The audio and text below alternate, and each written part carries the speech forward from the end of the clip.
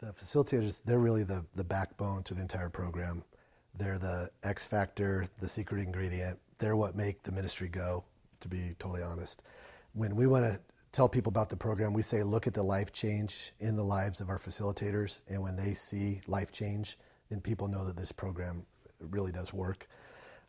Also, there's something special about the facilitators that they set the culture of vulnerability and transparency in the groups. And so when a facilitator shares and is vulnerable and shares brokenness, shares from their life in a real way, it permeates that group and everybody gets that. And that doesn't happen if the facilitator hasn't experienced their own life change. So that's why they're key.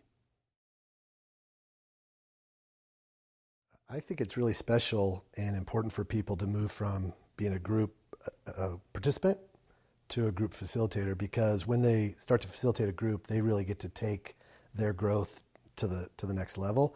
Another way we describe it, it's like peeling an onion, and it's like peeling back another layer. So that's one reason. Another reason is there's something powerful, because so often someone will say, I don't think I'm ready to be a facilitator or lead a group, and then they begin to do it and they see God using them, and to watch them get filled with this confidence that, wow, God's using me, and all I'm having to do is be real and authentic and share my story. So that's powerful. Another reason is they get to take part in something that's bigger than themselves. Soul Renovation's not just at their church. In fact, it's not just in their city, but they get to start to feel that Soul Renovation is growing and expanding into other places in their city, in other churches, other states, in fact, around the world.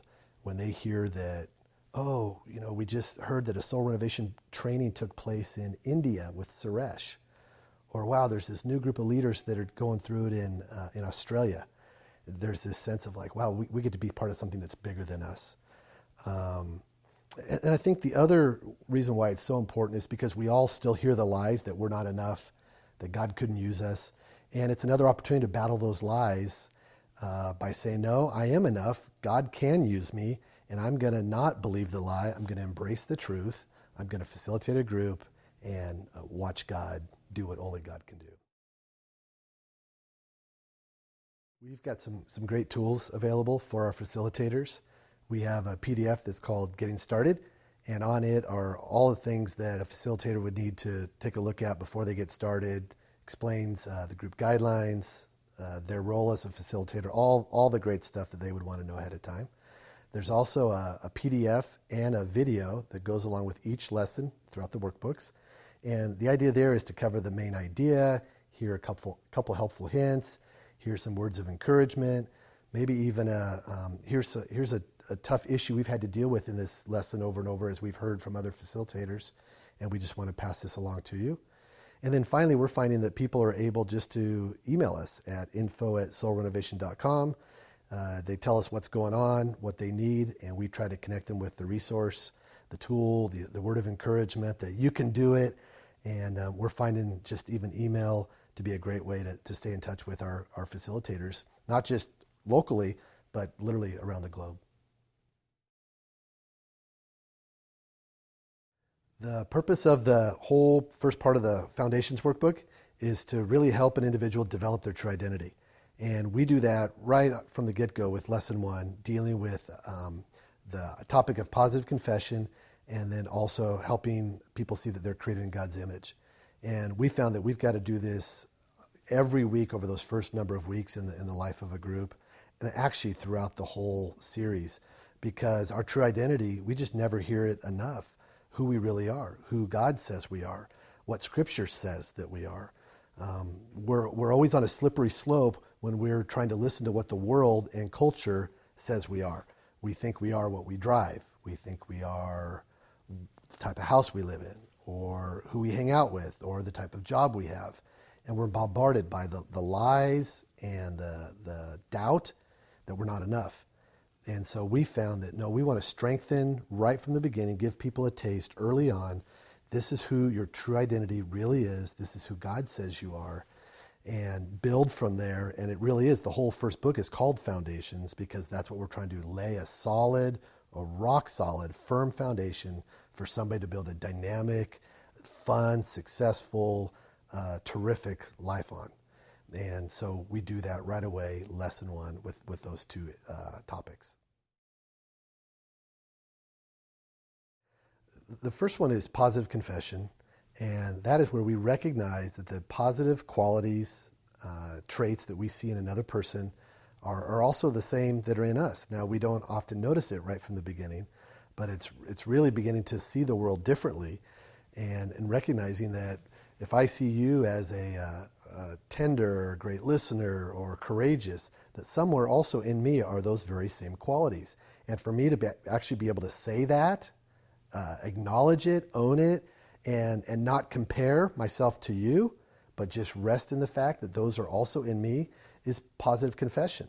I grew up, and so often the word confession was only really had the idea of negative. I was going to confess if I'd done something wrong and I was in trouble, or I was to confess to God that I was bad. And it wasn't until many, many years later that somebody actually told me that I could agree with the things that God says about me are true, or what people say about me really are true, and I can accept that, accept it as a compliment, thank them for it, and even agree with them, and that's positive confession. The second area is being created in God's image. Early on, Genesis, first book of the Bible, the story lays out that God created man and woman in his own image.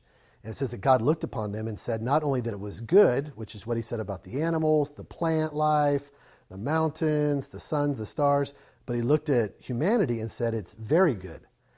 And so often the groups I've led and the men that I've been around, and I know ladies that have led groups, and we talk all the time to these people, and we often don't feel very good about ourselves. And it's as if we've forgotten that we are image bearers of the one true God, that we were made in his image, that he formed us, that he breathed his life into us, and he looked upon us and says, these are my children, and this creation is very good.